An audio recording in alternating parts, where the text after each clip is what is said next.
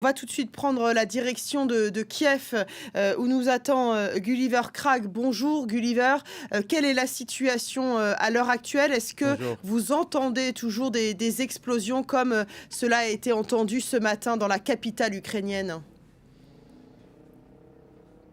Alors, on en a entendu ce matin tôt, et puis j'en ai entendu un il y a quelques minutes seulement.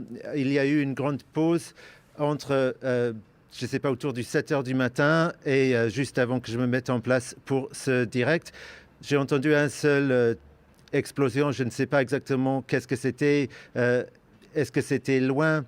En tout cas, le centre-ville de Kiev n'est pas en train d'être bombardé. On pense que ce sont des cibles militaires à l'est de la ville. Il semble que, à part dans le Donbass et dans le cas des villes comme Kharkiv ou Kherson, où une invasion terrestre est clairement en cours, je ne sais pas pourquoi les Chinois s'obstinent à nier qu'une invasion est en cours alors qu'il y a des tanks qui ont traversé la frontière. Mais sinon, en termes de frappe, il semble effectivement que des cibles militaires sont ciblées uniquement, mais vraiment sur toute l'étendue de l'Ukraine, tout le territoire de l'Ukraine, y compris dans l'extrême ouest du pays.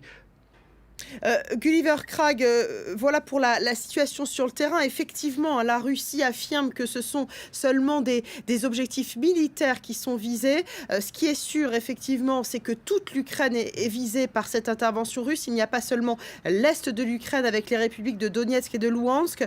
Quelle est la situation, quelle est l'atmosphère à Kiev à l'heure à laquelle on parle? Est-ce qu'on peut sentir un vent de panique? On a découvert tout à l'heure des images avec des embouteillages monstres. Les personnes, les Ukrainiens fuient la capitale ukrainienne. Oui, je pense qu'il y a beaucoup d'Ukrainiens qui cherchent à fuir. Il y a aussi des Ukrainiens qui veulent montrer une position absolument stoïque, défiante.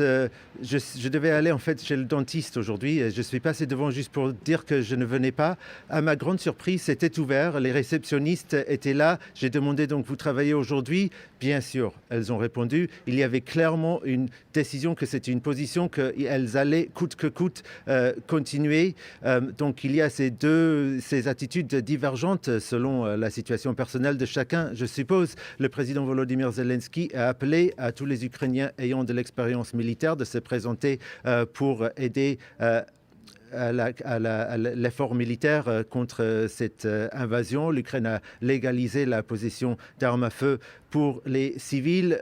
Donc le président appelle à tout le monde de faire le maximum d'efforts qu'il peut, mais je pense que lui-même aussi comprend que beaucoup de personnes ont envie en ce moment de quitter la capitale et d'essayer de trouver un abri, un endroit plus sûr. Mais où est-ce que ce sera au vu de la carte des attaques? C'est un peu difficile de déterminer où est-ce que ce serait l'endroit plus sûr où aller.